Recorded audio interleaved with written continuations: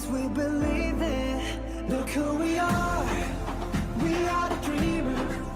We make it happen. Cause we can see it. Yes to the one that keep the passion.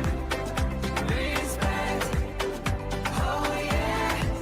Yes to the one that can imagine. Respect. Oh yeah.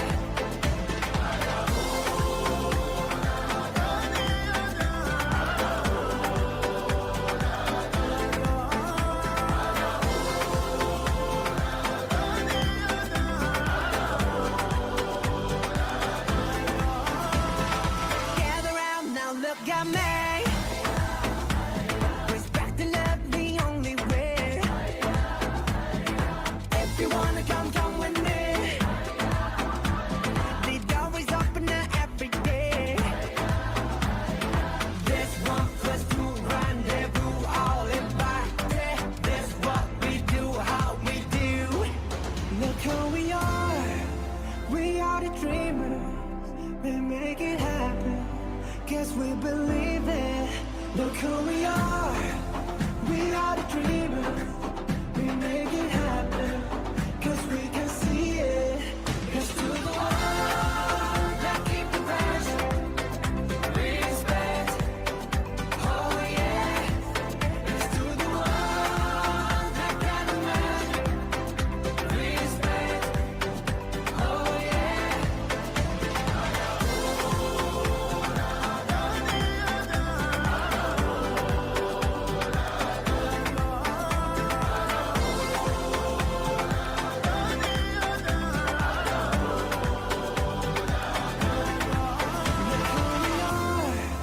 We are the dreamers, we make it happen. Guess we believe it. Look who we are. We are the dreamers, we make it happen. Cause we can see it. Yes to the one that keep the passion. Respect. Oh yeah. Yes to the one that can imagine. Respect. Oh yeah.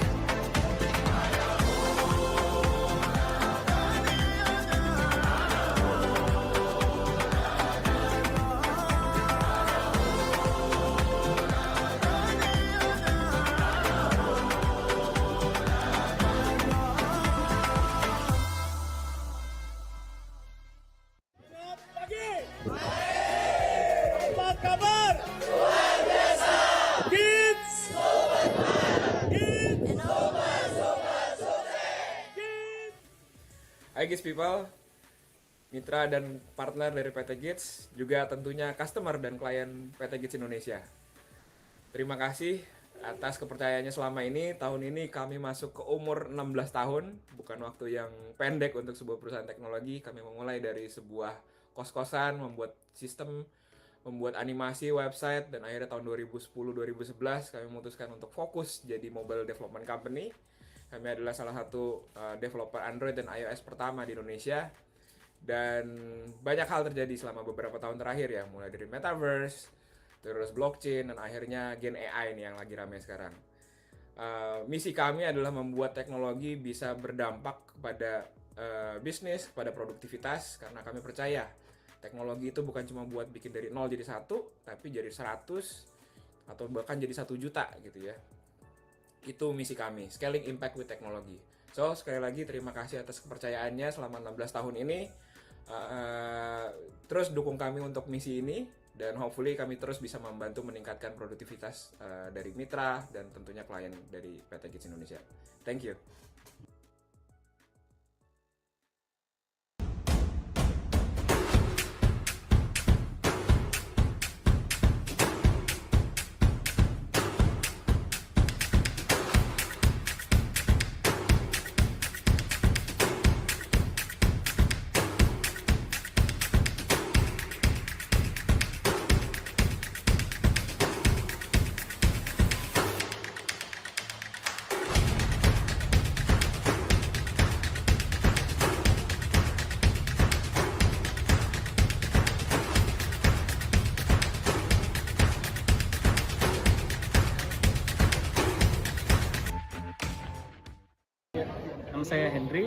saya dari Bank BRI. BRI sudah menggunakan layanan dari GITS itu sejak 2017. Alhamdulillah sampai sekarang tahun 2023 masih kami percaya kepada PT GITS untuk mendukung proses bisnis pemenuhan kebutuhan khususnya jaringan komunikasi unit kerja BRI se-Indonesia. Sejak mulai dari riset peluncur sampai sekarang, PT GITS sangat berperan besar dalam mendukung kelancaran dari pemenuhan kebutuhan bisnis jaringan komunikasi unit kerja BRI. Saya Sony dari Pertamina Patraniaga. Semoga GITS bisa semakin profesional dan melebarkan sayapnya baik di lokal maupun di internasional. Selamat ulang tahun GITS Indonesia. Semoga apa yang diinginkan dari level Hamburg dunia itu semoga tetap tercapai dan semoga bisa membantu ya, bisa berkolaborasi dengan perusahaan-perusahaan lain untuk mewujudkan produk yang memang sesuai dengan keinginan bangsa Indonesia. Selamat siang, saya Rizal dari Maximus Integrasi Indonesia. Mengucapkan selamat ulang tahun untuk GITS Indonesia. Semoga kerjasama kami selalu terjalin dengan erat dan juga GITS Indonesia selalu bisa bermanfaat dan selalu memberikan yang terbaik untuk negeri Indonesia. Halo semuanya, saya Indra dari PT Telekomunikasi Seluler atau Telkomsel. Selamat ulang tahun untuk GITS Indonesia, semoga semakin sukses dan bisa berkarya di internasional.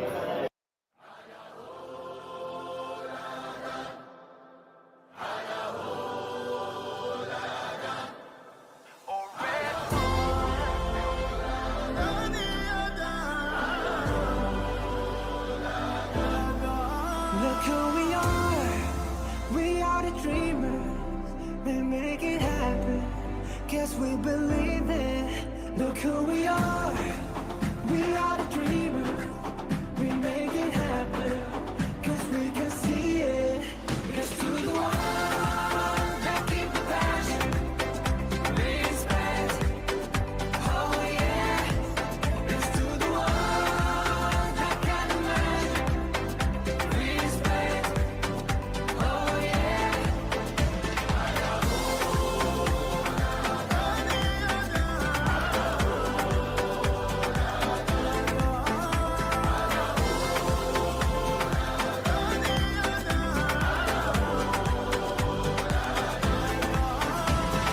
Gather round now, look at me. Respect and love the only way. If you wanna come, come with me. The door is open every day. This 1+2 rendezvous, all invited. This what we do, how we do. Look who we are the dreamers. We make it happen, guess we believe it. Look who we are the dreamers. We make it happen, cause we can see it. Cause to the one that keep the passion, respect, oh yeah. It's to the one that can imagine, respect, oh yeah.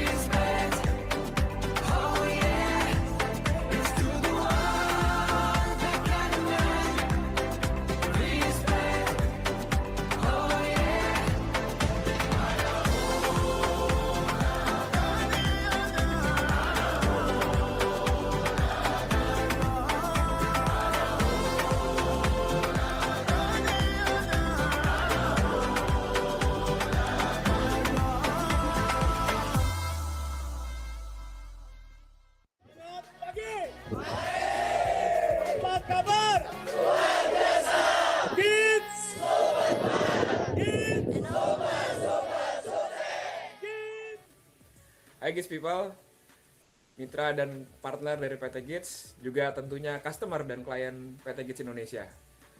Terima kasih atas kepercayaannya selama ini. Tahun ini kami masuk ke umur 16 tahun, bukan waktu yang pendek untuk sebuah perusahaan teknologi. Kami memulai dari sebuah kos-kosan, membuat sistem, membuat animasi, website, dan akhirnya tahun 2010-2011 kami memutuskan untuk fokus jadi mobile development company. Kami adalah salah satu developer Android dan iOS pertama di Indonesia. Dan banyak hal terjadi selama beberapa tahun terakhir ya, mulai dari metaverse, terus blockchain, dan akhirnya Gen AI nih yang lagi ramai sekarang. Misi kami adalah membuat teknologi bisa berdampak kepada bisnis, kepada produktivitas, karena kami percaya teknologi itu bukan cuma buat bikin dari 0 jadi 1, tapi jadi 100 atau bahkan jadi 1 juta gitu ya. Itu misi kami, scaling impact with technology. So, sekali lagi terima kasih atas kepercayaannya selama 16 tahun ini.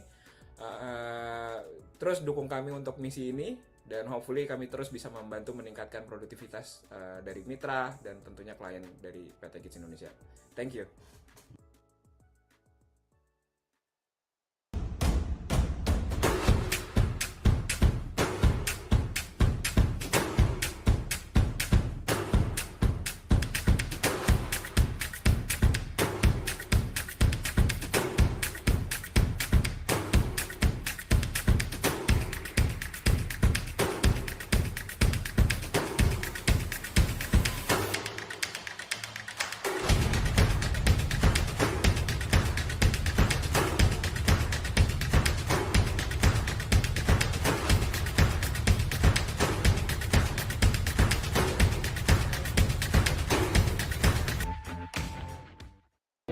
Nama saya Henry, saya dari Bank BRI. BRI sudah menggunakan layanan dari Gids itu sejak 2017. Alhamdulillah sampai sekarang tahun 2023 masih kami percaya kepada PT Gids untuk mendukung proses bisnis pemenuhan kebutuhan khususnya jaringan komunikasi unit kerja BRI se-Indonesia. Sejak mulai dari riset meluncur sampai sekarang, PT Gids sangat berperan besar dalam mendukung kelancaran dari pemenuhan kebutuhan bisnis jaringan komunikasi unit kerja BRI. Saya Sony dari Pertamina Patraniaga. Semoga Gids bisa semakin profesional dan melebarkan sayapnya baik di lokal maupun di internasional. Selamat ulang tahun Gids Indonesia. Semoga apa yang diinginkan dari level scale dunia itu semoga tetap tercapai, dan semoga bisa membantu ya, bisa berkolaborasi dengan perusahaan-perusahaan lain untuk mewujudkan produk yang memang sesuai dengan keinginan bangsa Indonesia. Selamat siang, saya Rizal dari Maximus Integrasi Indonesia. Mengucapkan selamat ulang tahun untuk Gids Indonesia. Semoga kerjasama kami selalu terjalin dengan erat, dan juga Gids Indonesia selalu bisa bermanfaat dan selalu memberikan yang terbaik untuk negeri Indonesia. Halo semuanya, saya Indra dari PT Telekomunikasi Seluler atau Telkomsel. Selamat ulang tahun untuk Gids Indonesia, semoga semakin sukses dan bisa berkarya di internasional.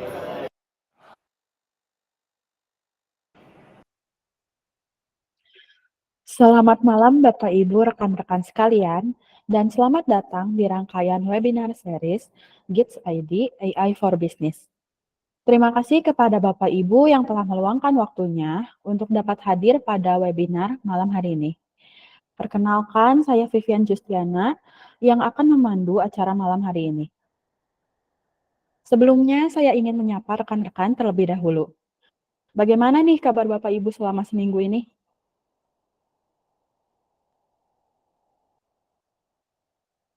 Apakah baik? Wah, baik.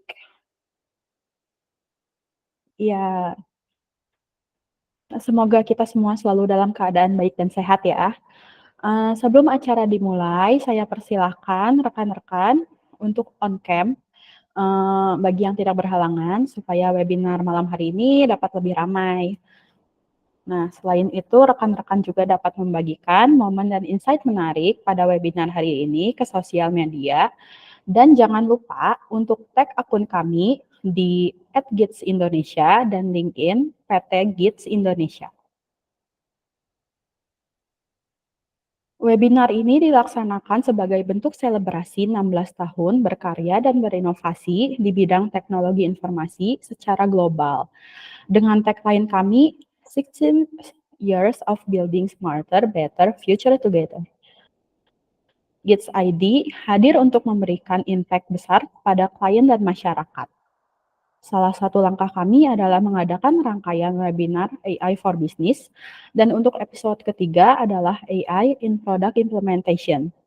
Dengan speaker Mas Bayu Surya Atmoko selaku Mobile Developer GITS ID dan Mas Lukman Aljundi selaku Head of Product Risk Management with AI GITS ID. Nah, selanjutnya saya mau tanya-tanya dulu nih. Berapa banyak rekan-rekan di sini yang sudah menerapkan AI dalam produk bisnis Anda? Silahkan boleh raise hand atau tulis di kolom komentar. Atau barangkali ada yang mau bercerita dulu tentang bisnisnya apa dan bagaimana penerapan AI dalam produknya. Silahkan.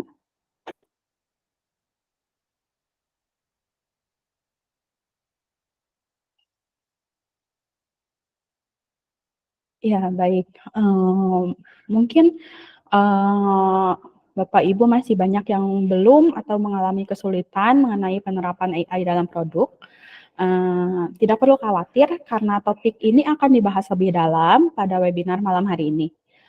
Baik, sekarang kita langsung saja dengarkan pemaparan materi dari Mas Bayu. Bagi rekan-rekan yang punya pertanyaan mengenai materi yang disampaikan, boleh silakan langsung tulis di kolom komentar. Kepada Mas Bayu, dipersilakan.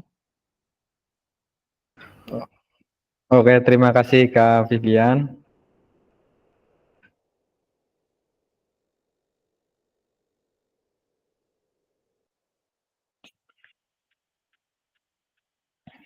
Selamat malam semuanya, Assalamualaikum. Sebelumnya perkenalkan, saya Bayu Surya Atmoko sebagai Mobile Developer di GITS Indonesia. Hari ini kita akan belajar bersama nih tentang AI in Product Implementation. Oke, langsung aja kita lanjut. AI ini udah banyak loh digunakan oleh perusahaan-perusahaan di Indonesia ataupun di dunia. Contohnya ini ada General Motor, sebuah produsen mobil di Amerika, itu membuat virtual assistant OnStar untuk menjawab pertanyaan, kemudian membantu arah petunjuk, melaporkan keadaan darurat. Bahkan saat ini udah mengelola lebih dari 1 juta pertanyaan pelanggan setiap bulan.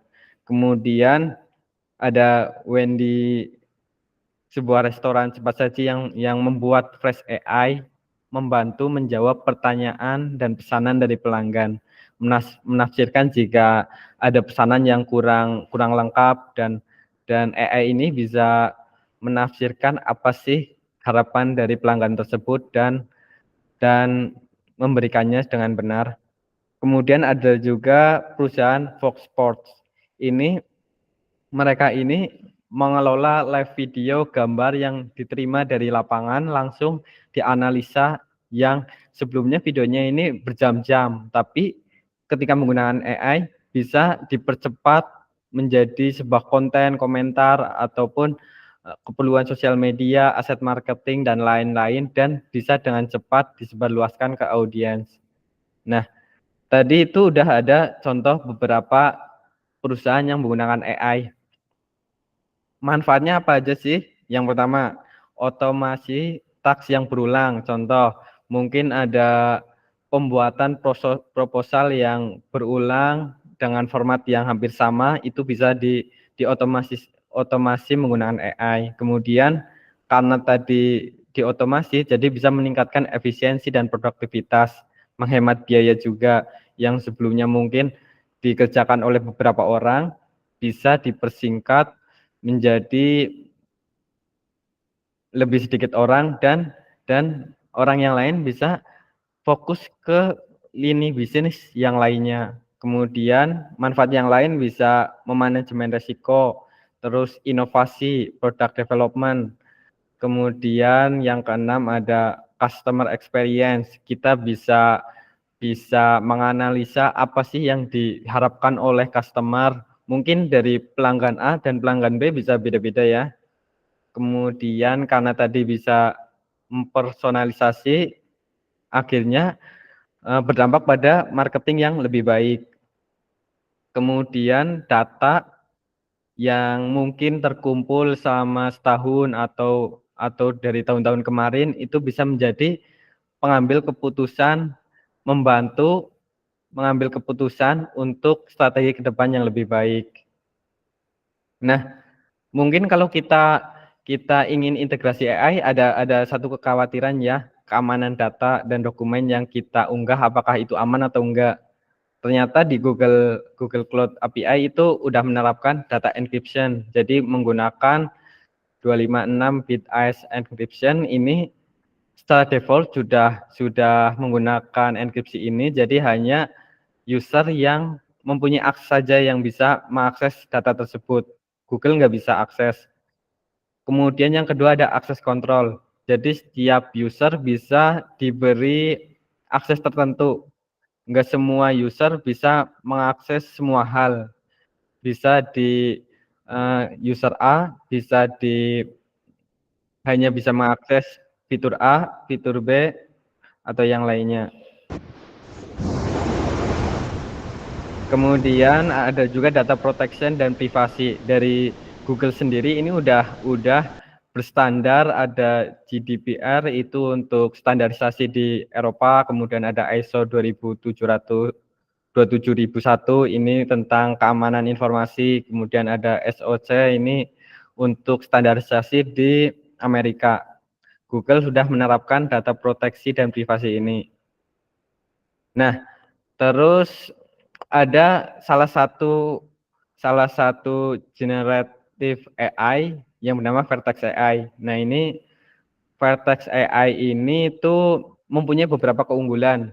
Jadi bisa terintegrasi dari kita mempersiapkan data, kemudian melakukan labeling, kemudian training, itu bisa dilakukan di satu service di Google Cloud API ini. Kemudian yang kedua, cost dan scalability.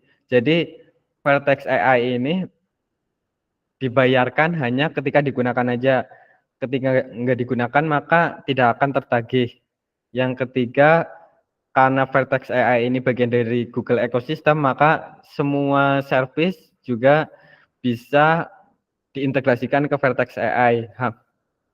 Yang keempat, ada Vertex Pipeline untuk mengotomatisasi, ada juga fitur yang lain, search vector search ini untuk biasanya digunakan di rekomendasi untuk membuat fitur rekomendasi agar lebih sesuai dengan pelanggan, harapan pelanggan.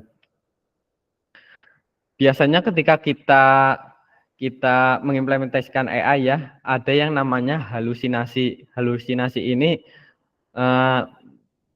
secara artian AI menjawab dengan tidak sesuai konteks. Contoh, kita tanya resep nasi goreng, tapi malah dijawab resep bakso. Nah, itu kan nggak sesuai konteks ya. Kita bisa menghindari hal ini dengan jika kita punya dokumen-dokumen aturan ataupun dokumen SOP, kita bisa menyimpannya, kemudian AI ini mengambil informasi dari dokumen tersebut. Kita bisa membatasi prompting. Prompting ini itu pertanyaan yang kita ajukan ke AI ya, menjadi lebih spesifik agar tidak terlalu general. Kemudian mengevaluasi jawaban dengan sumber informasi. Setelah kita memberikan pertanyaan, maka kita belum mengevaluasinya apakah jawaban tersebut memang sesuai sumber informasinya atau enggak. Ini ketika di tahap testing ya, sebelum dilakukan testing berulang-ulang, sebelum diserahkan ke publik, disebarluaskan ke publik. Kemudian ada multiple verification layer, ada juga confidence score. Ini menunjukkan tingkat keyakinan dari AI itu berapa sih memberikan jawaban ini. Kalau semisal semakin tinggi berarti halusinasinya itu semakin rendah ya, dan dan berarti jawabannya itu valid kalau confidence score-nya tinggi. Ada juga kita bisa menggunakan dokumen spesifik model atau fine tuning dan menggunakan retrieval augmented generation.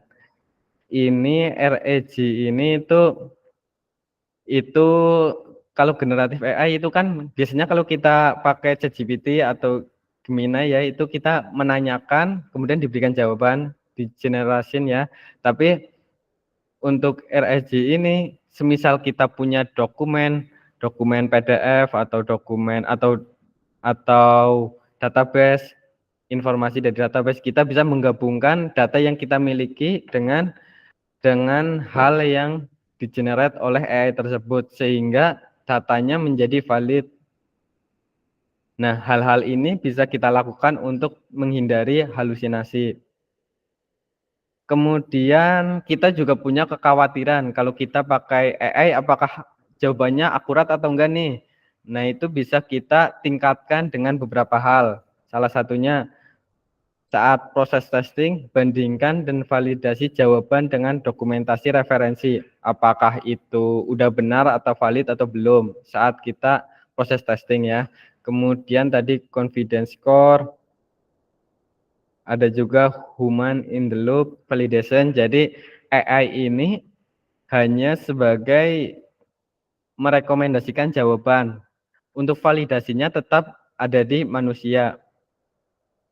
Tapi AI ini akan mempermudah kita memberikan informasi-informasi baru berdasarkan data yang dimiliki.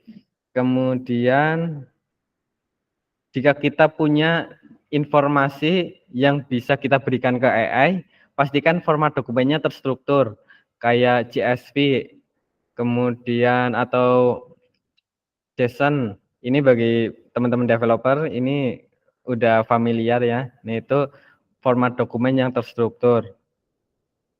Ada juga gunakan selalu dokumen referensi terbaru. Contoh, kalau ada aturan yang diperbarui oleh pemerintah, maka kita bisa menggunakan dokumen PDF itu yang terbaru untuk meningkatkan akurasi jawaban. Setelah itu prompting. Salah satu hal yang terpenting ketika kita menggunakan AI adalah prompting, menuliskan pertanyaan kita, pastikan spesifik, jangan terlalu general. Kalau kita spesifik, maka AI ini nggak akan jawabannya melebar kemana-mana ya. Kemudian yang kedua ada tentukan batasan yang jelas. Contoh, buatlah caption Instagram 200 kata gitu. Ada batasan yang jelas ya. Ada juga beri petunjuk format dari jawaban. Contoh, kita ingin memiliki jawaban dalam bentuk list, maka contohkan di pertanyaan tersebut, pertanyaan dulu, baru berikan contohnya, jawabannya dalam bentuk list agar AI ini bisa mempelajari jawaban tersebut dan menerapkannya ketika membuat jawaban yang ditunjukkan kepada kita. Gunakan skenario role play. Untuk ini ketika teman-teman buat prompting, pastikan juga membuat role play. Contoh, saya seorang pengacara yang berpengalaman 10 tahun kayak gitu. Kemudian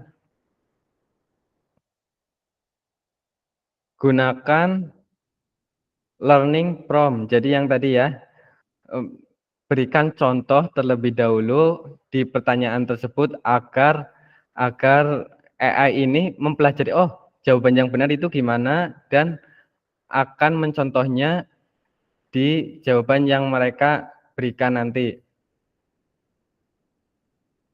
Eksperimen dengan temperatur. Temperatur ini kalau teman-teman lihat di Vertex AI itu ada temperatur, itu artinya kalau semakin tinggi temperatur itu akan semakin kreatif. kata-katanya bisa pertanyaan yang sama, bisa memberikan jawaban dengan kata-kata yang lebih variatif. Tapi kalau temperaturnya rendah, itu jawabannya akan konsisten dan dan dan lebih konsisten. Jadi teman-teman bisa bermain di temperatur ini untuk kalau semisal butuh jawaban yang pasti, temperaturnya dibuat rendah. Kalau butuh yang kreatif, temperaturnya ditinggikan. Nanti kita akan coba ya mempraktekkan langsung. Kita coba praktekkan di sini. Nah, ini contoh dari Vertex AI. Kalau teman-teman udah berlangganan Google Cloud, kita bisa tuliskan di sini Vertex AI, kemudian buka overview untuk membuat prompting di sini. Ada sistem instruction. Sistem instruction ini hal-hal apa yang kita inginkan dari jawaban kita. Contoh di sini ada berikan tanggapan secara terperinci, spesifik, gunakan bahasa Indonesia. Setelah itu kutipan langsung dari pasal, artikel, paragraf tertentu. Ini untuk hal-hal yang teman-teman inginkan dari jawaban yang nanti diharapkan itu bagaimana, bisa dituliskan di sini. Atau mungkin contoh jawabannya seperti apa, bisa dicantumkan di sini agar AI ini bisa mengerti, oh, jawaban yang diharapkan strukturnya seperti apa. Setelah itu saya ini coba tes menggunakan Undang-Undang Nomor 19 Tahun 2016. Terus kita tanyakan, berdasarkan peraturan perundangan, jelaskan secara rinci apa konsekuensi hukum jika seorang menyebarkan konten informasi elektronik dengan sengaja tanpa izin. Jika kita jalankan,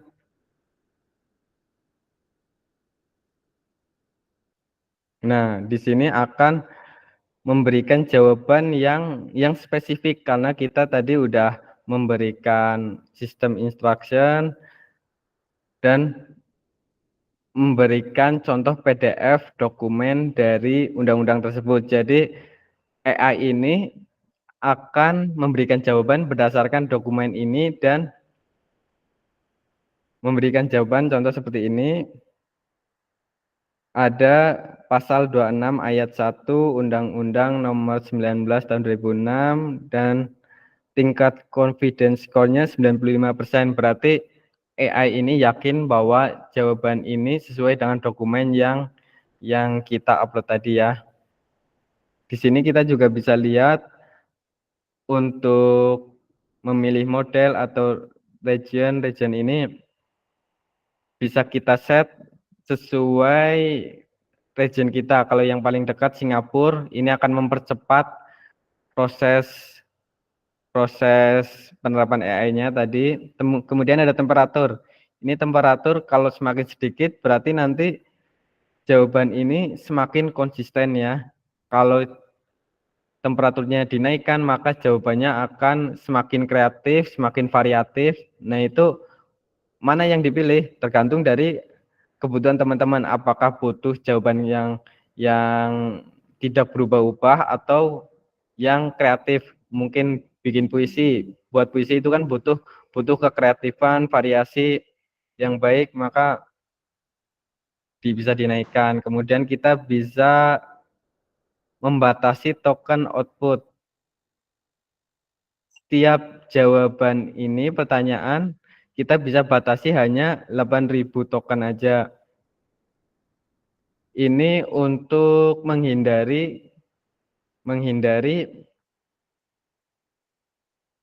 pertanyaan yang terlalu panjang dan terlalu membutuhkan banyak token, karena Vertex AI ini pembayarannya berdasarkan token yang kita gunakan. Kita di sini juga bisa memformat output apakah teks biasa atau JSON. Ini biasanya untuk digunakan untuk developer. Ada juga safety filter untuk memblokir kata-kata yang berbahaya atau yang kurang baik. Jadi kita bisa menghindari customer kita memberikan pertanyaan yang memiliki arti negatif. Ini ada pencegahannya. Kemudian kita coba menggunakan Vertex AI untuk kondisi yang lain. Ini saya coba upload gambar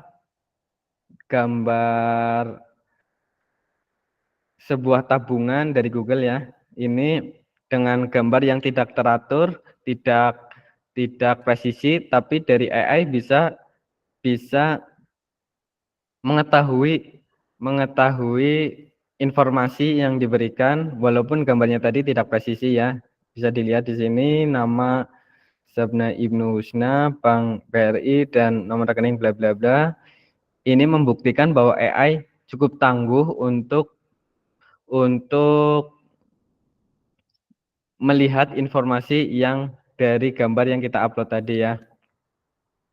Seperti itu. Dari tadi kita kan udah menjelaskan AI ini secara teknis ya. Nanti setelah ini juga akan dijelaskan salah satu produk Gits yang menggunakan AI oleh Mas Lukman. Saya persilahkan, dari saya cukup. Kalau dari teman-teman ada yang ditanyakan bisa dituliskan di kolom komentar ya. Kita tampung dulu. Saya kembalikan ke Kak Vivi atau Mas Lukman. Ya, baik. Terima kasih kepada Mas Bayu untuk penjelasannya mengenai AI in Product Application.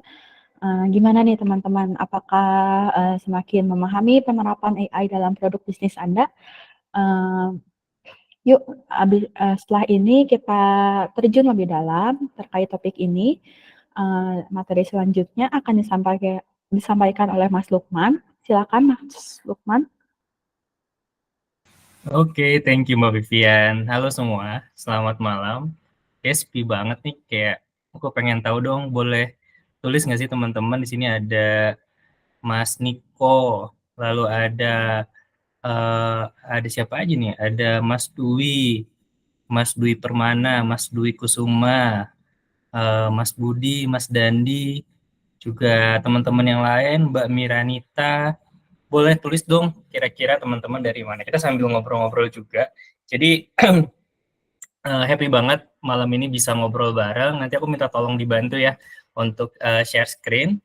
Dan aku juga curious sih teman-teman, kira-kira boleh ditulis juga nggak ya kalau misalnya ada produk apa atau di perusahaan teman-teman yang lagi pengen dibuat, itu boleh banget ditulis di kolom chat. Jadi nanti kita bakal ngobrol-ngobrol, bakal sharing, mungkin after dari sharing-sharing ini kita bisa ngobrolin ke sana. Jadi teman-teman boleh banget ya tulis juga kira-kira produk apa yang akan dibangun atau yang akan dibantu oleh AI. So, jadi perkenalkan, nama saya Lukman, saya sebagai Head of Product dari Gits Indonesia. Jadi saat ini alhamdulillah dapat amanah juga untuk bisa membangun suatu produk yang hopefully can help people atau bisnis ya. Jadi semakin banyak kita bantuin bisnis, mungkin itu juga semakin juga banyak kita membantu orang-orang gitu. Terutama bagaimana kita bisa fokus mensejahterakan perusahaan yang hopefully itu juga bisa mensejahterakan teman-teman atau tim di dalamnya. Dan ini pun sekarang kami sedang proses untuk terus dikembangkan dan ini juga banyak banget kita dapat cerita dari beberapa perusahaan BUMN yang ternyata itu sangat impactful banget teman-teman. Nah ini yang kita nanti bakal sharing banget, semoga ini bisa bantu teman-teman juga yang ada di sini. Dan kalaupun ada pertanyaan boleh banget langsung aja di kolom chat, nanti kita akan ngobrol-ngobrol. Boleh next, Mbak Janet. Oke, jadi sebetulnya kalau kita lihat teman-teman, kita merasa bahwa AI ini tuh kayak tiba-tiba ada ya, apalagi pada saat booming tentang ChatGPT. Kebayang dulu tuh kita tuh kayak bingung banget untuk mikirin konten ya. Paling sederhana adalah konten. Kita kadang kalau misalkan di marketing, kita tuh buat brainstorm aja tuh kadang capek banget ya gitu. Nguras otak. Tadi kalau kata Mas Bayu tuh kita ngerasa banget bahwa ternyata ketika kita suhunya nih, ternyata mungkin itu juga kalau kita ibaratin kayak otak manusia ya teman-teman. Jadi kayak kalau otaknya udah mulai panas biasanya mulai kreatif. Nah, biasanya tuh kita kerasa banget kalau teman-teman mahasiswa tuh kalau misalkan udah deket deadline gitu kan, itu biasanya jauh lebih cepat ngerjainnya. Biasanya tuh tiba-tiba inspirasi ada aja gitu kan. Itu karena berarti suhunya dinaikin ya.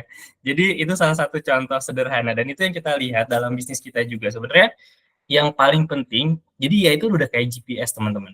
Kayak kita bisa lihat dan kita bisa ngeprediksi gitu. Karena kalau dulu mungkin tuh kadang sebagian kalau kemarin dengerin dari Medco ya, dari Medco Energy, dulu tuh mungkin CEO-nya pada saat awal-awal build that business, mereka tuh masih menggunakan intuisi. Ya, mungkin zaman dulu memang belum ada data, belum secanggih sekarang ya untuk kita bisa minta data secepat itu, mengolah dan sebagainya. Nah, sebetulnya itu menjadi salah satu aset ya. Ketika data itu udah punya itu tuh kalau sebagian besar di luar sana tuh menyebut bahwa data ini adalah sebagian besar data ini bisa bisa disimpulkan menjadi salah satu oil. Jadi karena seberharga itu si data itu. Nah, akhirnya kalau dulu orang-orang untuk bisa mengambil keputusan, mereka tuh ngira-ngira atau ya bisa juga dengan baca-baca berita. Nah, itu yang akan si CEO tuh kadang-kadang bisa jadi bias, teman-teman. Nah, itu yang kita harapkan dengan adanya AI. Mungkin dulu-dulu sebelum AI ini juga lagi heboh-hebohnya dengan data. Data banyak tapi bingung kan, kayak ini ngolahnya gimana gitu. Nah, harapannya AI itu bisa mengolah itu untuk bisa memberikan prediksi, bisa juga memberikan kalau misalkan teman-teman dari retail bisa juga langsung mengelola stok. Jadi kadang-kadang kita nggak bisa pada saat Lebaran kita ternyata tinggi demand-nya, lalu pada saat setelah Lebaran kadang-kadang kan barangnya jadi numpuk di warehouse ya. Nah, itu yang kita harapkan dari data-data dan pola itu yang diharapkan menjadi AI yang akan menjadi GPS-nya. Kapan harus belok kiri, kapan harus belok kanan, harapannya seperti itu. Nah, ini contohnya adalah kalau kita lihat di sebelah kiri yang warna biru, real data, ini adalah salah satu model AI di retail. Jadi dia bisa menilai tentang stok selama liburan. Dia menggunakan, kalau tadi menggunakan salah satunya LLM dari Vertex ya, produknya Google. Kalau di sini menggunakan model disebut Arima. Jadi Arima ini dia bisa memprediksi. Saya merasa banget kalau misalkan teman-teman dari retail pasti capek banget ya, apalagi salah satu kasus tentang Bata ya, yang kemarin beberapa waktu lalu dikabarkan akan bangkrut dikarenakan dead stock. Berarti kan di sini juga kita bisa menilai ya, bahwa masalah kayak warehouse management pun masih menjadi isu juga di bisnis-bisnis retail itu sendiri. Dan harapannya dengan adanya AI ini kita bisa memprediksi gitu. Kita nggak bisa ngira-ngira gitu. Jadi bisa lebih efisien dan bisa jadi lebih efektif. Harapannya kayak gitu teman-teman. Boleh next? Oke. Dan banyak lagi kalau kita lihat selain tadi kita juga pasti fokus sama supply chain. Mungkin Bapak Ibu yang juga salah satu yang berurusan penting banget di manufaktur gitu ya. Bahkan retail pun juga hubungannya dengan supply chain ini ini mengakibatkan kita juga harus tahu. Terutama kalau kita ngomongin produksi. Ketika mesin-mesin yang memproduksi kebutuhan dari manufaktur itu sendiri, kadang kan kita perlu maintenance ya Bapak Ibu.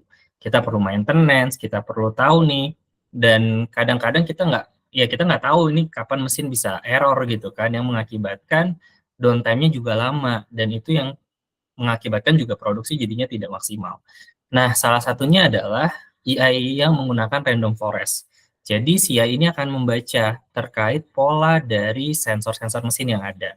Untuk bisa tahu nih kapan nih kira-kira mesin ini bakal overheat dan ini akan mengakibatkan mesin ini akan menurun gitu. Atau produksinya atau akan rusak dan semacamnya. Nah, ini yang mungkin juga menjadi salah satu consider kita mungkin sebagai salah satu owner dari pabrik manufaktur tersebut untuk bisa menjaga agar ini tidak terjadi.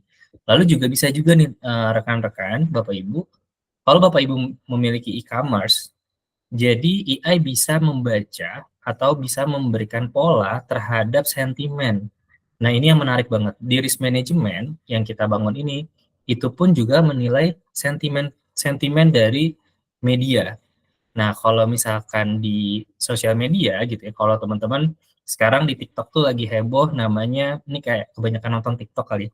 Jadi kita ngelihat bahwa ada salah satu dokter yang memprotes tentang apa namanya, ya kandungan-kandungan skincare dan sebagainya gitu. Dan di situ banyak banget komentar-komentar positif, negatif dan seterusnya kayak gitu kan. Itu bisa banget tuh rekan-rekan gunakan untuk bisa menilai tentang produk kita. Wah, produk kita nih kemungkinan nih, ini tuh isunya di mana sih gitu. Apakah karena dari kandungannya, apakah karena dari service dari customer service kita, atau dari mana? Jadi kita bisa menilai paling banyak tuh orang ngeprotesin tentang apa sih gitu. Dan itu tuh positifnya apa, kita bisa tingkatin, negatifnya kita bisa improve, yang netral-netral kita bisa coba lihat apakah itu masuk ke dalam suatu saran yang bisa hubungannya dengan improvement gitu ya, atau mungkin saran-saran yang bisa jadi inovasi. Karena produk yang bagus itu memang biasanya lebih awet ya, tapi inovasi yang biasanya bikin recurring. Oke, next, lanjut. Nah, balik bagaimana nih Gits sendiri untuk bisa mengimplementasi AI itu sendiri. Jadi beberapa bulan belakangan, jadi 3 bulan belakangan, saya punya kesempatan, bersyukur sekali saya punya kesempatan dari Gits dan juga saya harus bisa banyak ketemu dengan para direksi dari beberapa BUMN di Indonesia untuk membantu mereka dalam risk management. Seperti yang kita tahu ya Bapak Ibu bahwa dalam risk management ini sangat penting sekali dalam perusahaan. Bayangin, kalau dulu mikirnya risk management itu kayak, oh kemarin tuh kejadian apa ya gitu. Oh kemarin itu karena terjadinya COVID-19. Tapi bisa jadi di depan bukan COVID-19, atau bisa jadi COVID-19-nya hilang, bisa jadi ada resiko-resiko yang lain yang nggak pernah kita tahu gitu. Nah, itu yang sebetulnya menjadi salah satu hal yang luput, terutama seperti yang kita tahu BUMN kita juga sedang banyak melakukan inovasi-inovasi, salah satunya adalah risk management. Bagaimana ketika ada faktor eksternal yang bisa mengakibatkan dampak besar pada bisnis dari si BUMN tersebut.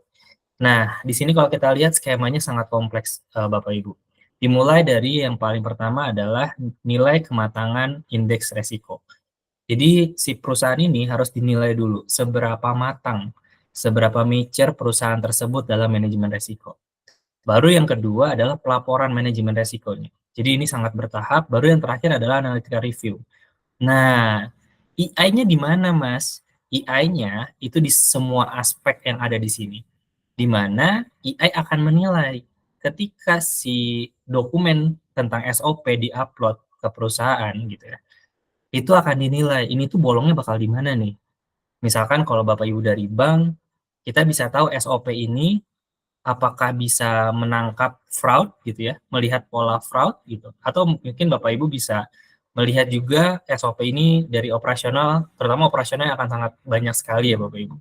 Nah ini yang AI ini akan menganalisis itu, masuk ke pelaporan manajemen resiko. Ketika menginputkan akan ada mungkin ya kita lihat ke belakang, oh kemarin ada COVID-19, kita masukin lagi nih COVID-19. Tapi kita nggak tahu di depan ada apa. Nah ini yang bakal jadi isu. Karena apa? Karena kita sebagai manusia itu tuh punya keterbatasan, kecuali kita IndiHome ya. Maksudnya Indigo ya. Itu bisa melihat gitu ya masa depan kan kita nggak semuanya kayak gitu kan. Nah dengan adanya AI kita bisa memprediksi. Mereka bisa melihat pola nih dengan keadaan yang di dunia, lalu dia akan menilai kondisi yang ada di internal. Dan bisa juga dianalisis dari proses mulai dari regulasi dan standar. Salah satunya kemarin kita mau bantu perusahaan BUMN ya di penerbangan, lalu dia yang paling banyak banget aturannya. Jadi ketika aturannya berubah, impact-nya di mana gitu. Kan kadang kayak gitu ya, tiba-tiba misalkan pemerintah memberikan kebijakan gitu ya, tapi nggak tahu nih impact ke bawahnya seperti apa. Itu yang kadang bisa menjadi masalah di perusahaan-perusahaan itu, terutama di BUMN. Baik itu dari marketing, operation, procurement, finansial, terutama finansial ya, itu bakal impact besar banget. Nah, di sini semua proses risk management ini dibuatlah dan dibentuk oleh kami di GITS dan dipelajari oleh AI. Jadi AI-nya tuh juga jadi lebih pintar nih, jadi kayak konsultan. Jadi dia bisa tahu, oh Bapak mau restrukturisasi organisasi, siap-siap Pak, bakal ada turnover misalnya. Nah, hal itu AI akan bisa menilai dengan secepat itu gitu. Boleh next? Nah ini yang seru guys.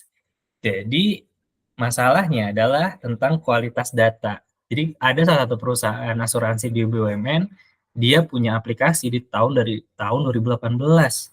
Ternyata kualitas datanya sangat buruk, teman-teman. Dan ketika mau dipasangin AI, jadi ketika datanya juga kurang oke, dipasangin AI, ya akhirnya kualitasnya jadi kurang oke outputnya. Karena proses inputnya itu juga kurang oke gitu. Ini yang jadi masalah. Jadi yang kami lakukan, yang GITS tawarkan adalah dibersihin dulu deh datanya gitu.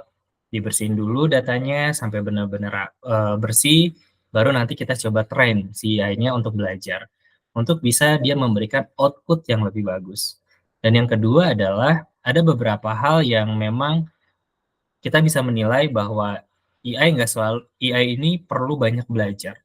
AI juga bisa, ya makanya kenapa tadi kita bisa harus tahu nih pola dari perusahaan tersebut. Makanya AI itu harus dimulai dari yang kecil dulu sebenarnya. Kalau Bapak Ibu punya data-data, coba aja dimasukin. Misalkan dari mulai operasional. Terus Bapak Ibu misalkan dari startup mana, perusahaan mana, atau dari pabrik mana, coba aja kira-kira ide Bapak Ibu bisa disampaikan nih di forum ini, nanti kita lihat gitu. Apakah data Bapak Ibu bisa digunakan, lalu nanti AI bisa, output yang Bapak Ibu mau lakukan seperti apa. Nanti dari GITS bisa bantu banget nih, kita akan bisa memberikan insight terkait kebutuhan Bapak Ibu. Dan yang terakhir adalah, yang kita tahu banyak orang yang menganggap, wah ini seperti yang kita tahu ya di Indonesia saat ini memang angka pengangguran lagi tinggi-tingginya. Kita tahu banget dan menganggap bahwa ternyata, wah kalau misalkan pakai AI nih gitu ya, semuanya bakal diganti sama AI. Itu yang sebenarnya kekhawatiran banyak orang, mungkin termasuk saya sendiri. Tetapi ini adalah tergantung bagaimana seorang leader itu bisa approach bahwa mereka bukan digantikan, tetapi bagaimana misalnya ketika dia dalam menganalisis keuangan, misalnya butuh atau ketika bikin financial statement dan memberikan kesimpulan ketika presentasi itu misalkan butuh 2 hari, bisa jadi cuma setengah jam misalnya atau sejam untuk bikin itu, dan waktu seharinya bisa dipakai yang lain. Nah, hal-hal ini memang di BUMN sendiri itu orang masih khawatir akan hal ini, dan kita memang berkomunikasi dan kita harus menjelaskan bahwa ini bukan untuk menggantikan human gitu. Jadi ada salah satu meme yang ada di LinkedIn. Jadi ada orang, jadi dia bikin AI itu buat ngepel sama nyapu. Terus kata dia, ya AI gue pengen buat ngepel dan nyapu, karena gue pengen lanjut kerja biar lebih produktif kayak gitu. Nah itu kan berarti gimana cara kita bisa memanfaatkan itu ya. Kadang orang mikir ya udah kerjaan gue mau dikasih ke AI selesai gitu ya. Nggak gitu guys. Dia malah lebih pilih AI-nya dipakai buat nyapu, buat ngepel, sama buat nyuci. Setelah itu dia akan melanjutkan menulis lagi gitu. Dia kebetulan dia ada seorang autor dan dia tetap real gitu, dia tetap nulis, tapi AI itu digunain untuk melakukan kebutuhan rumah tangga. Nah, itu adalah salah satu contoh yang kita bisa lakukan sebagai leader untuk agar tim tidak resisten. Next. Nah, ini adalah Ristekno, salah satu brand kita. Jadi Ristekno ini untuk resiko manajemen, di mana kita tuh kayak radar cuaca ya guys, bukan kayak apa yang ngusir-ngusir hujan gitu, enggak. Jadi kita tuh emang make sure gitu ya. Bisa juga ini ibaratnya kayak kalau BMKG kan kadang-kadang itu udah terjadi dulu nih. Nah, kalau bisa jadi kalau Ristekno ini harapannya dia akan terus belajar dari eksternal. Dia akan memahami nih, wah ini kemungkinan ada perang nih. Perang ini mungkin Bapak Ibu yang dari manufaktur punya barang-barang yang diekspor gitu ya, diekspor atau diimpor dari negara lain, dan nanti akan mengakibatkan resiko harganya melambung tinggi atau menjadi delay misalnya. Nah, si Ristekno ini dia udah mempelajari pola itu. Jadi kita nggak usah capek-capek melihat atau menilai, baca banyak media, cukup dengan AI kita, dia akan menilai semuanya. Oh, oke. Kamu dari perusahaan teknologi. Oke, ini ada ancaman nih, ada ancaman tentang datanya bocor gitu. coba kamu perbaikin di bagian sini sama sini gitu. Nah itu kita jadinya guidance ya, dan itu menjadi resiko kita nggak terjadi. Seperti kita yang tahu kemarin Kominfo banyak kehilangan data, ya mungkin itu karena ya wajar banget misalkan sebagai high level kita nggak punya waktu untuk selalu mantengin si aplikasi gitu atau berita, wajar banget. Nah itulah hadirnya kami untuk bisa membantu para leader dalam cepat respon ketika perlu dalam mengambil keputusan agar nggak kelamaan. Next. Jadi, nah ini kita juga ada fiturnya ada banyak teman-teman, ada sistem peringatan dini, ada sistem informasi eksekutif, ada pendukung putusan real time dan seterusnya. Mungkin saya akan jelasin sederhana, mungkin langsung next. Nah, kayak gini. Jadi kalau kita lihat sistem peringatan dini itu dia yang tadi kita di awal ya, kalau ngomongin tadi fundamentalnya adalah EI ini harus mempelajari gitu ya. EI ini mempelajari kondisi perusahaan di mana dari SOP-nya, dari policy-nya, dari macam-macam gitu ya, dan dari struktur organisasinya gitu. Dia akan memahami betul tentang internal dari perusahaan tersebut. Nah, setelah itu dia akan melihat nih kondisi dari luar. Pasti lihat, wah guys, kayaknya revenue kita gitu ya, pendapatan perusahaan kita kayaknya kurang nih. Karena ini akan bisa mengakibatkan layoff dari perusahaan kita, bakal banyak layoff orang karena operasional kita terlalu tinggi, karena di depan gitu ya bisa jadi ada bubble atau bisa jadi akan adanya perang di Timur Tengah, dan ini mengakibatkan exchange rate kita meningkat dan sebagainya dan sebagainya. Nah ya itu udah mempelajari itu karena ada beberapa hal dia akan melihat, dia akan mempertimbangkan dari internal dan eksternal. Jadi ya masalahnya adalah resiko itu nggak pernah tidur, dan masalahnya manusia seperti kita udah pasti butuh tidur gitu ya, dan kita nggak akan selalu nge-scroll handphone gitu ya, itu pasti kita nggak ada waktu, dan biarkan AI yang melakukan. Next. Selanjutnya adalah yang tadi saya sampaikan, kita menilai bahwa ya sebagai direktur, sebagai owner, kita pasti lebih fokus mikirin market. Kita kadang buat menilai produksi atau nilai operasional, kita malah ya udahlah kita serahin aja nih ke tim kita gitu. Nah, kita bakal membantu fasilitasi itu. Jadi setiap mungkin habis sholat subuh gitu ya, atau ownernya habis ngapain, dia bisa baca nih guys. Dia bisa baca, oh kondisi perusahaan kita saat ini sehat, oh kondisi perusahaan kita saat ini kayaknya butuh income lebih banyak, coba lakukan A, coba lakukan B. Nah, AI ini akan memberikan suggestion sesuai dengan industri perusahaan kita dan sesuai dengan keadaan perusahaan kita, teman-teman. Dan EIS ini intinya adalah kesimpulan sih, lebih ke kesimpulan. Hey, direktur, perusahaan Anda saat ini agak mengkhawatirkan karena dari kemarin 30 kita operasional kita lebih meningkat dari bulan sebelumnya. Coba dicek di bagian A, B, dan C. Nanti si direktur itu akan hubungi tim operasional. Bro, kenapa nih bro naik gitu kan? Oh, Mas Bayu kemarin habis bayar pay letter misalnya, jadi agak naik atau apapun gitu ya. Nah, jadi si tim operasional juga si direktur akan cepat tanggap gitu ya. Oh, Mas Bayu kemarin habis ngadain ulta anaknya jadi minjem uang dulu ke perusahaan misalnya. Who knows gitu. Nah, itu yang contoh-contoh itu si sebagai direktur dia akan terus melihat keadaan perusahaannya dengan eksekutif ini. Betul, betul Kak. Jadi Tekno itu produknya GITS. Boleh kita next? Oke. Dan pendukung keputusan real time. Kalau tadi kita ada eksekutif ya, kadang kan gitu ya. Saya alhamdulillah dapat kesempatan belajar bareng sama salah satu komisaris utama dari Pelni. Jadi namanya Pak Awal.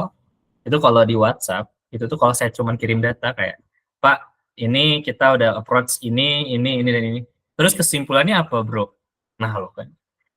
Jadi saya mikir, oh oke, berarti Bapak ini sangat sibuk sekali dan langsung aja man, to the point aja gitu. Oke. Nah, makanya kenapa tadi ada executive summary, di mana nanti si AI-nya bantu ngasih summary, jadi lebih cepet tuh. Jadi orang tipikal kayak Pak Awal, nggak perlu nanya-nanya lagi, nggak perlu. Jadi apa cuy kesimpulannya? Jadi udah nggak kayak gitu. Nah, terutama sebagai direktur ataupun direktur operasional, direktur marketing dan sebagainya, dia juga bisa menilai secara real time keadaan perusahaan di hari itu. Bayangin. Jadi seharian itu tuh si AI itu bakal ngeliat nih, eh, apa ya namanya, uang masuk uang keluarnya tuh seperti apa nih polanya. Bahkan di bank itu kan dibutuhkan ya untuk bisa menilai misalkan Mas Bayu ini tuh fraud apa bukan nih. Kok tiba-tiba bisa naik pesawat jet pribadi kan kita nggak tahu ya. Bisa jadi Mas Bayu lagi nebeng misalnya. Nah itu yang kita nggak pernah tahu. Jadi itu yang kita akan lihat gitu. Pola-pola itu AI bisa melihat dari dan dia akan bisa memberi informasi kepada direkturnya dengan cepat. Next.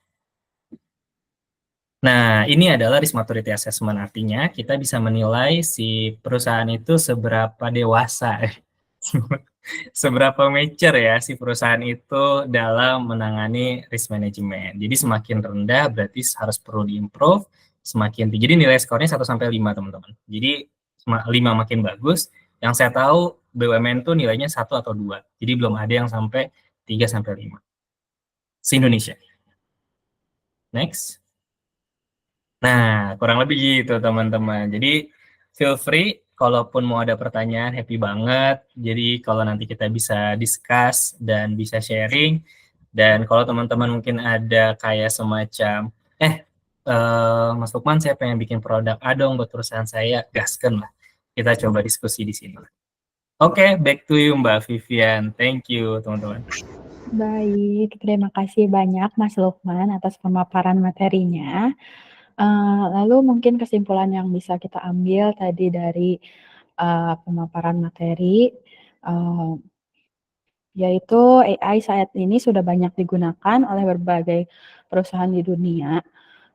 Lalu manfaat AI untuk perusahaan itu sangat banyak ya, seperti otomasi task berulang, meningkatkan efisiensi, menghemat biaya, risk management, dan sebagainya. Dan mungkin ada kekhawatiran ya mengenai keamanan saat penerapan AI. Tapi saat ini sudah ada mekanisme keamanan dalam penerapan AI. Dan salah satu generatif AI yang dapat Anda terapkan dalam produk Anda yaitu Vertex AI. Dan saat ini saat menggunakan Vertex AI ada hal-hal yang perlu diperhatikan seperti menghindari halusinasi, memperhatikan akurasi jawaban dan prompting. Lalu penggunaan AI dalam bisnis itu seperti GPS. AI itu dapat mengolah data secara akurat, dapat memilih rute tercepat dan paling efisien untuk mencapai tujuan. Risk management sangat penting untuk perusahaan. Dan AI itu berperan di semua aspek manajemen risiko. Kenapa? Karena manusia itu punya keterbatasan ya dalam memperkirakan risiko-risiko yang ada, tapi AI dapat memperkirakan risiko-risiko tersebut dengan lebih cepat dan akurat. Lalu mungkin ada beberapa tantangan ya dalam implementasi AI untuk RMIS. Namun hal-hal ini dapat diatasi jika kita bisa menerapkan solusi dengan tepat. Lalu salah satu produk manajemen resiko yang dibuat oleh GITS, salah satunya Risk Techno, dan produk AI ini dapat membantu para leader untuk dapat mengambil keputusan dengan cepat dan mempunyai fitur yang sangat banyak seperti sistem peringatan dini, sistem informasi eksekutif, pendukung keputusan real time, dan risk maturity assessment. Baik, sekian kesimpulan yang bisa diambil. Lalu sebelum kita masuk ke Q&A, saya ingin menyampaikan beberapa informasi mengenai exclusive offer yang sayang sekali bila rekan-rekan lewatkan. Pertama, GITS ID memberikan servis di berbagai bidang, terutama AI. Di sini kami tidak hanya membuatkan AI prompting untuk bisnis Anda, tetapi kami juga bisa membantu rekan-rekan semua untuk membuat aplikasi AI khusus dan custom sesuai dengan kebutuhan perusahaan atau bisnis rekan-rekan. Jika rekan-rekan memiliki bisnis di bidang pendidikan, kesehatan, retail, restoran, ataupun bidang lainnya, kami dapat mengimplementasikan AI, membuat aplikasi khusus berbasis AI untuk keperluan bisnis Anda. Dan karena AI ini bersifat belajar terus-menerus, maka data yang digunakan pun harus sesuai dengan bisnis rekan-rekan. Jika rekan-rekan tertarik untuk meningkatkan bisnis dengan integrasi AI dari Gates ID maupun memerlukan training AI untuk tim, bisa dapat langsung dikonsultasikan kebutuhan Anda dengan scan QR code yang sudah ditampilkan. Selain AI, kami juga menyediakan servis lain seperti app development. Ini untuk rekan-rekan yang ingin membuat aplikasi, termasuk yang berbasis AI, dan kami bisa membuatkan aplikasi sesuai dengan kebutuhan bisnis. Selain itu, kami juga bisa membantu bisnis rekan-rekan apabila aplikasinya sudah tersedia dan ingin meningkatkan aplikasi tersebut dengan mengintegrasikan AI ke dalam app-nya. Lalu ada juga faster app development. Apabila rekan-rekan membutuhkan app development dengan waktu yang cepat, kami menyediakan jasa faster app development. Bisa menghasilkan app 2 kali lebih cepat dibandingkan proses app biasa. Kami juga menyediakan app maintenance dan quality testing.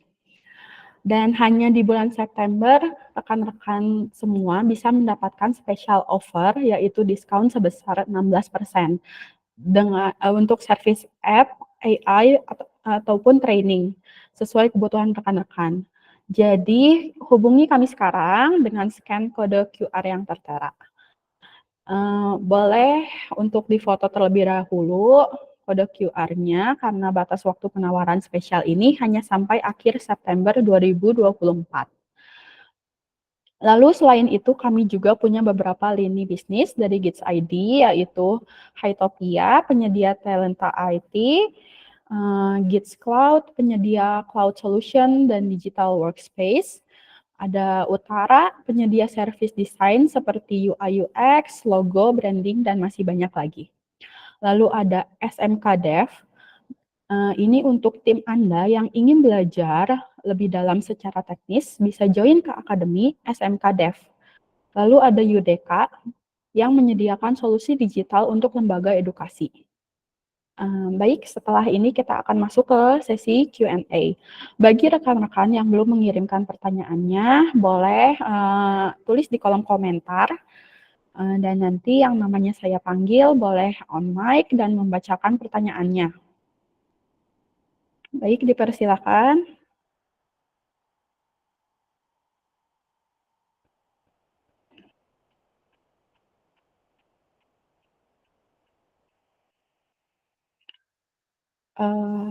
Sambil ngobrol dong, aku mau nanya ke Mbak Vivian. Mbak Vivian, kebayang nggak sih kalau Mbak Vivian nih, kalau di AI, Mbak Vivian tuh pengen bikin AI itu tentang apa?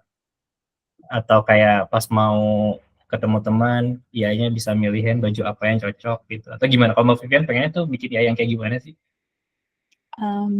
Apa ya, mungkin AI untuk merekomendasikan tempat nongkrong yang seru. Mantap.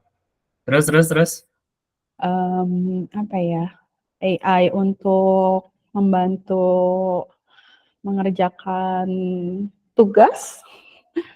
Itu juga saya mau sih, Mbak. Iya. Biar tiba-tiba tanggal 1 aja udah gajian. Tapi kalau Mbak Vivian tuh melihat AI seperti apa, Mbak?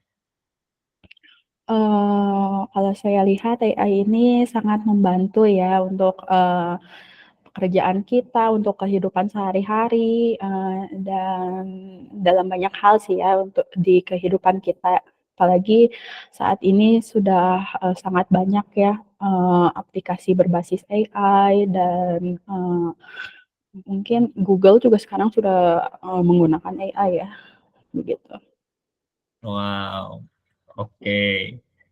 Seru banget, Mbak. Jadi kalau mau nongkrong tinggal nulis di AI ya, rekomendasi tempat ngopi yang enak dan cowoknya ganteng-ganteng gitu.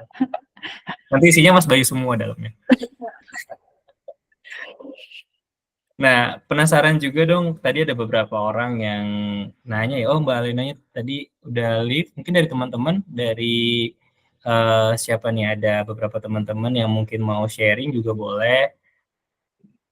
kita sambil ngobrol. Saya mau nanya dong, di sini ada Mas Niko. Halo Mas Niko. Halo, Halo Mas, apa kabar Mas Niko? baik, puji Tuhan. Alhamdulillah. Mas Niko, penasaran kalau sekarang di tempat Mas Niko tuh akan ada pembuatan AI nggak sih? Boleh sharing nggak Mas Niko dari mana? Terus kira-kira Mas Niko ada kemungkinan pengen bikin AI seperti apa sih Mas Niko? Oke, halo semua, selamat malam. Mungkin izin memperkenalkan dulu, aku Nicholas dari PT Hitachi Astemo Bekasi Manufacturing. Hitachi Astemo Bekasi Manufacturing ini bergerak di manufaktur shock absorber atau mungkin yang biasa kita kenal shock breaker dan juga kontak atau garpu depan motor seperti itu. Nah, mungkin sabar sharing aja nih terkait AI. Mungkin yang udah ada atau yang mungkin kedepannya secara di manufacturing yang akan dikembangkan itu terkait manpower development gitu lah. Nah, manpower development ini seperti apa sih? Kita itu akan menggunakan AI untuk penilaian terhadap masing-masing manpower itu kinerjanya seperti apa gitu. Dan juga mungkin nanti next step-nya itu untuk kapasitas produksi. Nah, kapasitas produksinya itu nanti apakah underload, overload, dan membutuhkan overtime itu seperti apa.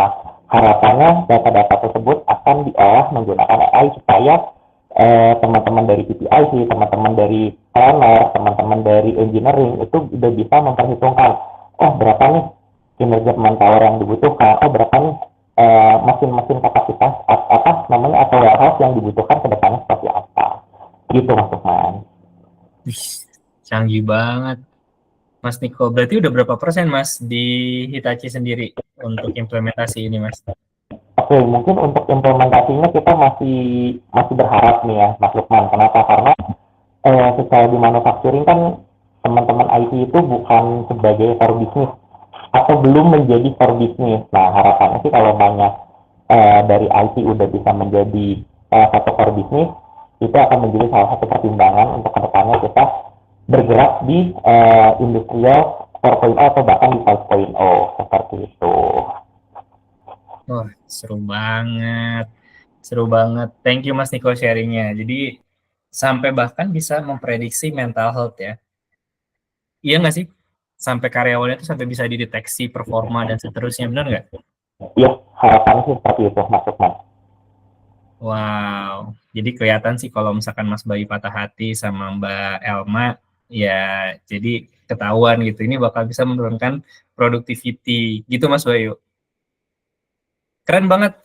Thank you sharingnya Mas Niko. Mungkin dari teman-teman yang lain, Mas Niko ketawa jadi hati-hati yang patah hati bisa mengakibatkan productivity-nya berkurang. Mungkin dari sini ada Pak Budi, ada Pak Dandi, mungkin boleh sharing.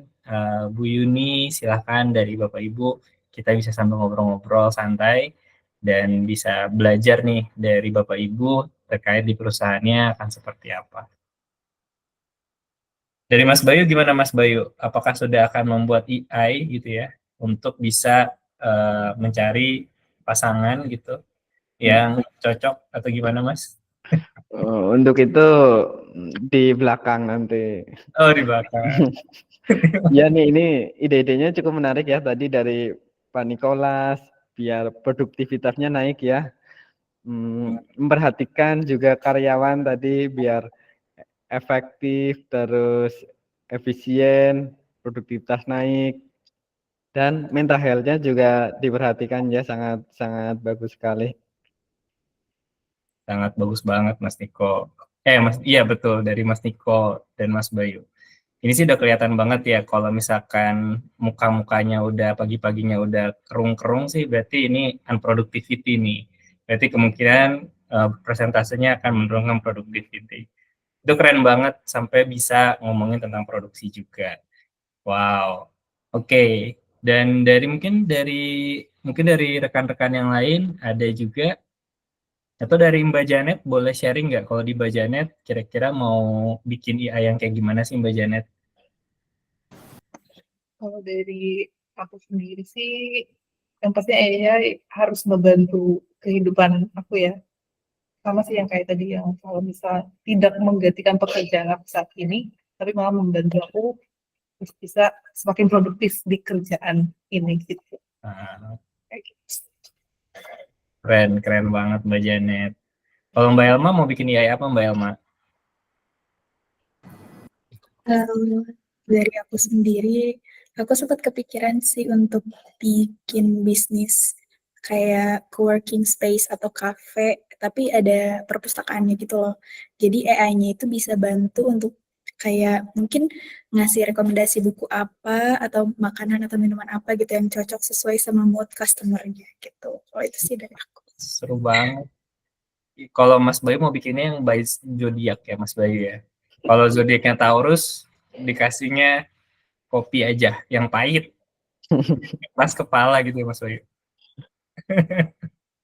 Mungkin dari teman-teman ada lagi atau dari Mbak Vivian ada pertanyaan gak nih atau dari Mbak Elma atau silakan. Oke, aku punya sih pertanyaan sih Mas. Jadi kalau dalam apa yang namanya pengembangan produk itu ada cost untuk research produknya dulu ya. Nah, apakah penerapan AI ini justru menambah cost di research produknya itu atau justru mengurangi gitu? Itu sih yang aku pengen tanya Mas. Oke, itu pertanyaan yang bagus banget sih tentang research ya. Betul. Biasanya di produk kita ada fase research. Jadi fase research ini pun kita time box. Jadi misalkan untuk sebulan kita research dengan outputnya apa, ekspektasinya apa. Nah mungkin Bapak Ibu mungkin juga ketika akan membangun produk gitu ya, itu juga akan kita harus juga bisa tahu apa yang menjadi input, proses, dan juga outputnya.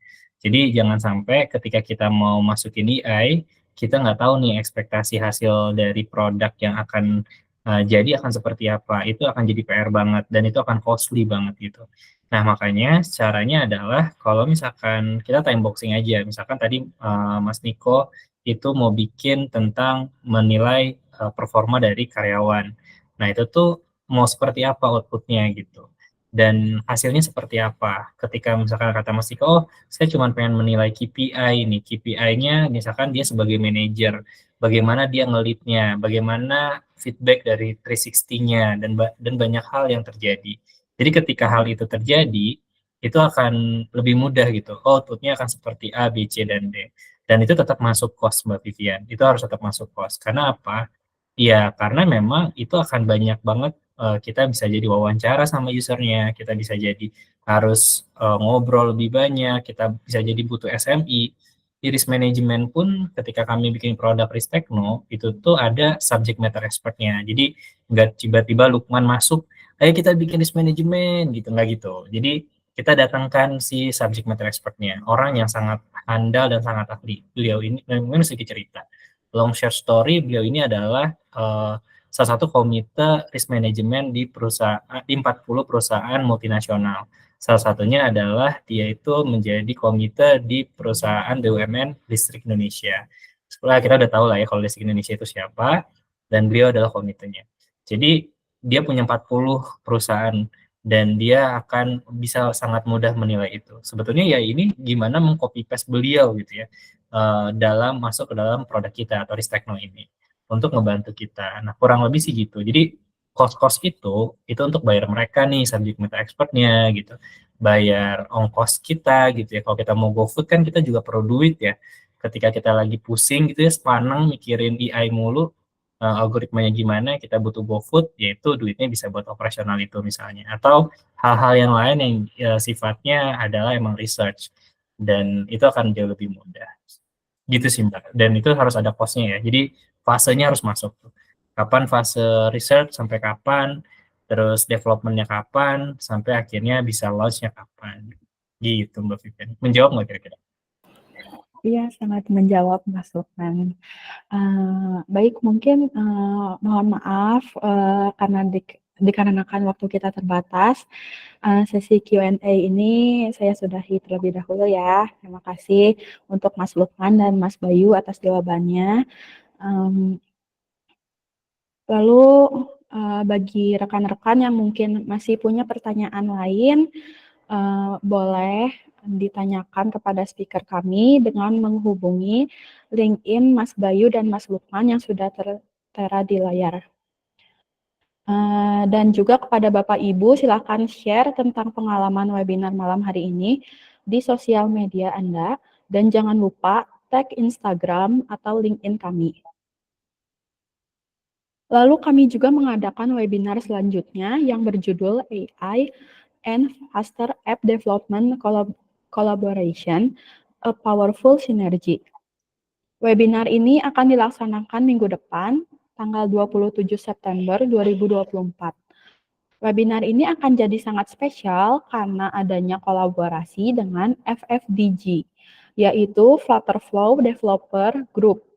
Jadi bagi Bapak Ibu yang ingin tahu info terbaru atau terupdate mengenai informasi event kami, boleh langsung join grup dengan scan QR Code yang tertera di layar.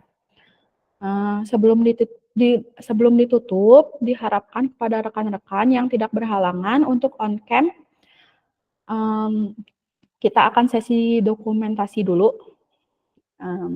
Untuk rekan-rekan semua juga, boleh juga post pengalaman webinar dengan tag Instagram dan LinkedIn kami @GITS-Indonesia. Yuk boleh on-cam dulu semuanya. Untuk dokumentasi akan dibantu oleh Mbak Janet atau Mbak Elma. Boleh dari aku ya, dokumentasi aku bantu. Buat teman-teman, Bapak Ibu rekan-rekan yang tidak berhalangan untuk on-cam. Oke, saya bantu ya. 1, 2, 3. Sekali lagi, 1, 2, 3. Baik, terima kasih semuanya.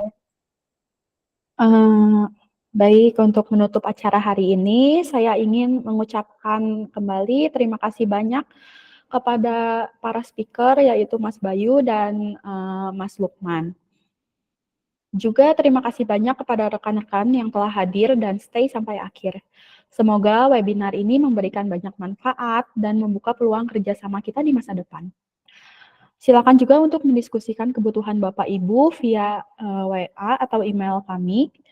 Saya Vivian Justiana selaku moderator, memohon maaf bila ada kata yang kurang berkenan selama acara berlangsung. Saya juga izin pamit undur diri dan sampai jumpa minggu depan. Selamat menikmati weekend. Terima kasih semua. Terima kasih. Terima kasih banyak. Mohon maaf kameranya error guys. Butuh AI. Thank you.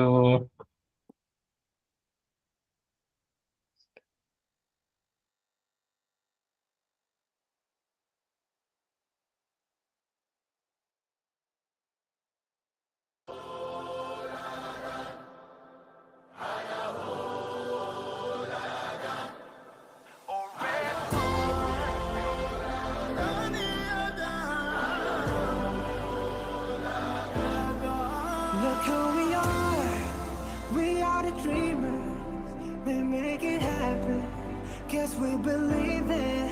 Look who we are the dreamers, we make it happen, cause we can see it. Here's to the ones that keep the passion, respect, oh yeah.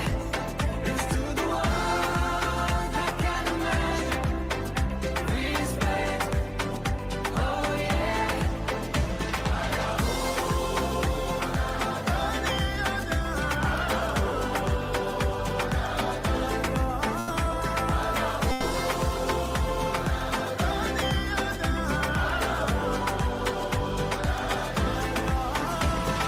Gather round now, look at me.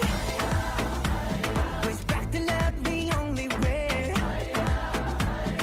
If you wanna come, come with me.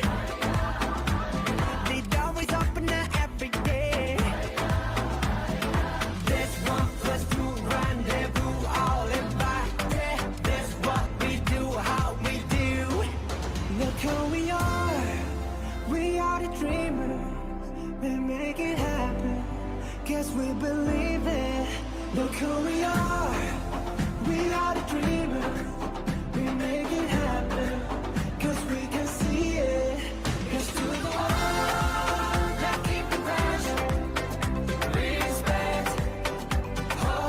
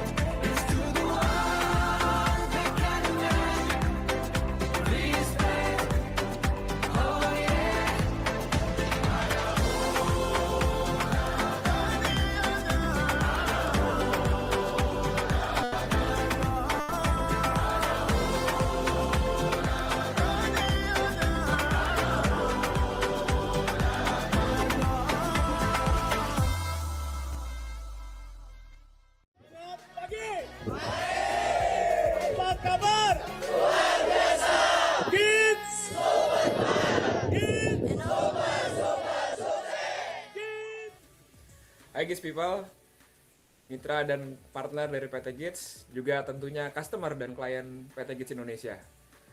Terima kasih atas kepercayaannya selama ini. Tahun ini kami masuk ke umur 16 tahun, bukan waktu yang pendek untuk sebuah perusahaan teknologi. Kami memulai dari sebuah kos-kosan, membuat sistem, membuat animasi, website, dan akhirnya tahun 2010-2011 kami memutuskan untuk fokus jadi mobile development company. Kami adalah salah satu developer Android dan iOS pertama di Indonesia. Dan banyak hal terjadi selama beberapa tahun terakhir ya, mulai dari metaverse, terus blockchain, dan akhirnya Gen AI nih yang lagi ramai sekarang. Misi kami adalah membuat teknologi bisa berdampak kepada bisnis, kepada produktivitas, karena kami percaya teknologi itu bukan cuma buat bikin dari 0 jadi 1, tapi jadi 100 atau bahkan jadi 1 juta gitu ya. Itu misi kami, scaling impact with technology. So, sekali lagi terima kasih atas kepercayaannya selama 16 tahun ini. Terus dukung kami untuk misi ini, dan hopefully kami terus bisa membantu meningkatkan produktivitas dari mitra dan tentunya klien dari PT Gids Indonesia. Thank you.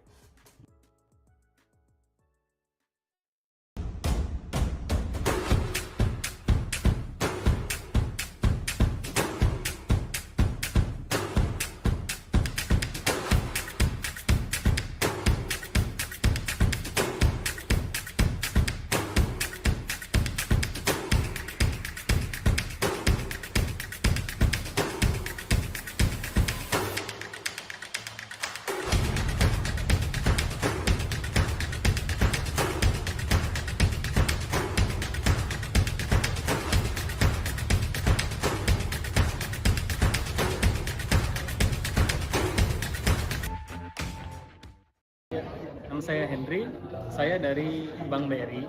BRI sudah menggunakan layanan dari Gids itu sejak 2017.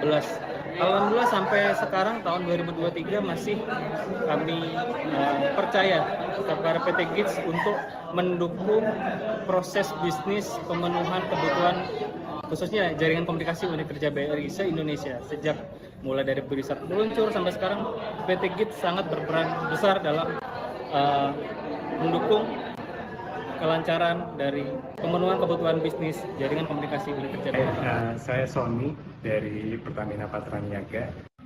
Semoga Gids bisa semakin profesional dan melebarkan sayapnya baik di lokal maupun di internasional. Selamat ulang tahun Gids Indonesia. Semoga apa yang diinginkan menjadi level HPScale company ya, itu semoga tetap tercapai, dan semoga bisa membantu ya, bisa berkolaborasi dengan perusahaan-perusahaan lain untuk mewujudkan produk yang memang sesuai dengan keinginan bangsa Indonesia. Selamat siang, saya Rizal dari Maximus Integrasi Indonesia. Mengucapkan selamat ulang tahun untuk Gids Indonesia.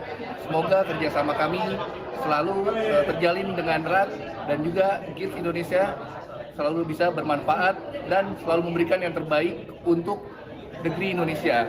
Halo semuanya, saya Indra dari PT Telekomunikasi Seluler atau Telkomsel. Selamat ulang tahun untuk Gids Indonesia, semoga semakin sukses dan bisa berkarya di internasional.